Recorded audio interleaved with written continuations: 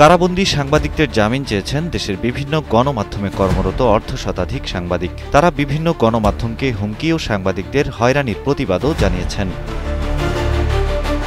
সোমবার ৫১ জন সাংবাদিকের সই সংবলিত একটি বিবৃতিতে এ দাবি জানানো হয়। বিবৃতিতে বলা হয়, সাংবাদিকদের নামে হত্যা মামলা, চাকরিচ্যুতি, সংবাদ মাধ্যমের কার্যালয়ে হামলা, সাংবাদিক হত্যা, নির্যাতনের মতো ঘটনাগুলোর কারণে সাংবাদিক সমাজ এক ভীতিকর পরিস্থিতির মধ্যে রয়েছে। প্রকাশ্যে ঘোষণা দিয়ে চিহ্নিত মব সন্ত্রাসীরা এসব ঘটনা ঘটিয়ে যাচ্ছে, কিন্তু এদের আইনের আওতায় আনা হচ্ছে না।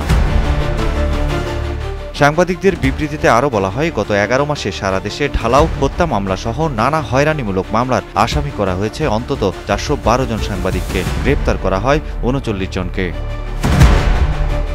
সাংবাদিক হত্যা ও নির্যাতনের বিচার, সাংবাদিক হয়রানির নিন্দা এবং কারাবন্দী সাংবাদিকদের জামিনের দাবি জানিয়ে বিবৃতিতে আরও বলা হয়, সরকারের প্রতি আমাদের আহ্বান, গণমাধ্যমের স্বাধীনতা নিশ্চিত এবং সাংবাদিকদের হয়রানি বন্ধ করুন।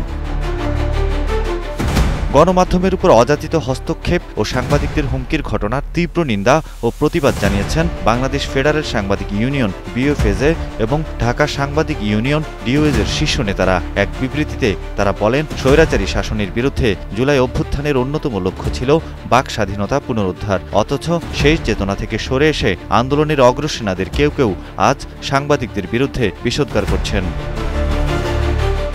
Desk report, Kaler Kantho.